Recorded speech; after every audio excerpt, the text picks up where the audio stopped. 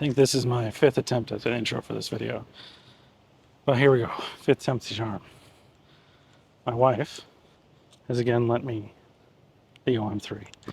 And I think it's time that we did a review on this camera. We've had it for over 6 months at this point, and through that time, it has been to Iceland, has been on many trips, it has been punished, it's been well used, it has been enjoyed. But I did have to pay a little bit of penance to borrow it all those times, to borrow it again today. My wife demanded that I include her 3 favorite pictures from Iceland. So here you are, the 3 favorite pictures she took from Iceland.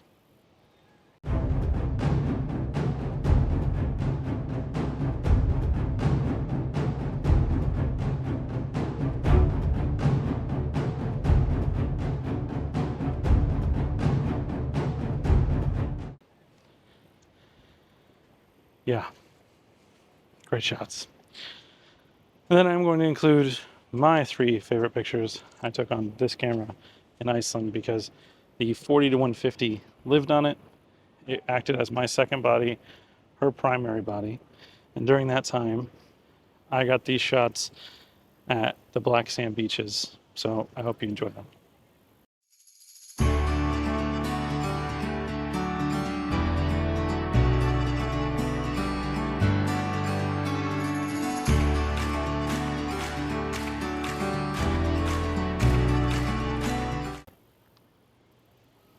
All right, all that out of the way, this is the same sensor as the OM-1 Mark II. Same quality, same megapixel count. It has built-in live composite, live ND, etc. The live ND is not quite as strong. That's the only difference. It's also got the same video qualities. 10-bit is fantastic as long as you want to color grade. The 8-bit is notoriously soft, has been for some time. Don't know when we're ever going to get a firmware, or if we're ever going to get a firmware to fix it.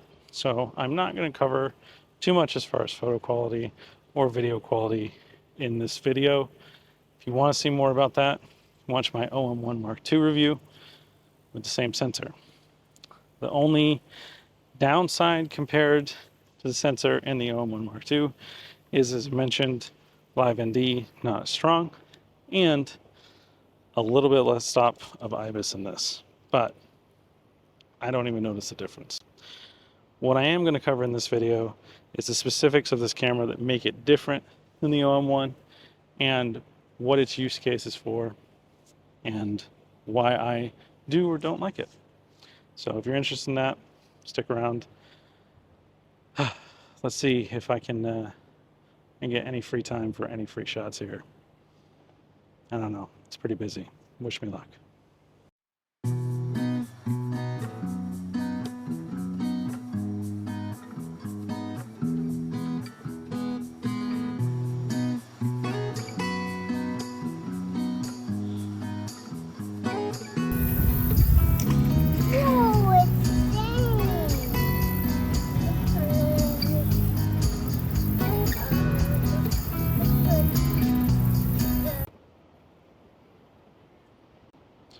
Surprising amount of shots here, enough that, I don't know, I've spent the last 10 minutes finding compositions.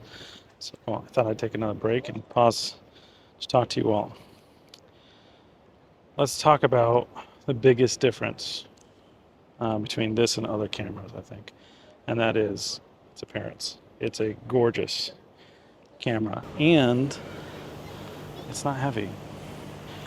Now, granted, my hands are a bit bigger than your average, so someone like my wife does need a third-party grip if she's going to hold it for a long time. I've got this on a neck strap. I've got no problem. Like I mentioned, in Iceland, the 40-150 f4 lived on this camera. I carried it up volcanoes with that. I often just had it in hand without even a strap on. Now, I don't necessarily recommend that because you do want to be safe with your gear. But I was frequently in a hurry trying to chase light or clouds, or my toddler who's in the distance throwing rocks. So I didn't always practice best use case scenario. So ergonomics on this are great situationally. You have big hands, I don't think you'll have any problem with it. You have smaller hands, probably get one of those third-party grips you see from any plethora of websites. All right, let's try to get up there and get across that bridge and get some more shots. We'll talk some more. See you there.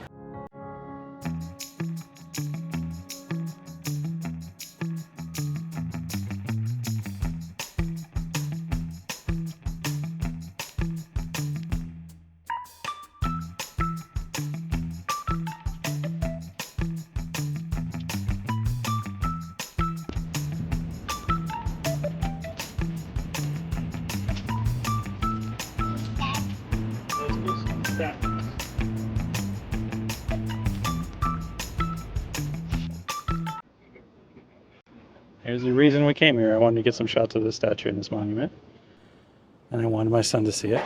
Last time we were here in Richmond, we were looking for the trader's grave and ended up finding it. This is completely different. So let's talk again about the camera as we sit here. It is perfectly acceptable to take a Micro Four Thirds to get any kind of pictures you want. Today it's overcast, it's sunny, and we're doing just fine. And yeah, it's not heavy weight around my neck. The only concern I have with it is that one memory card slot. So if you're using this, I would not be using it professionally. It is meant to be a carry around, have fun, do what you need to do camera. And at the end of the day, this fills the role. My only hesitations with it is it costs the same as an OM-1 Mark II, which gives you the dual memory card slots, which gives you the better IBIS, which gives you the better live ND.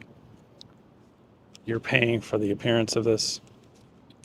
Is it sturdy? Yes. It made it through Iceland, snow, sleet, wind, black sand, everything. Same as the OM-1 Mark II. Would I recommend this camera at the current price? No. Hopefully we get some sales soon.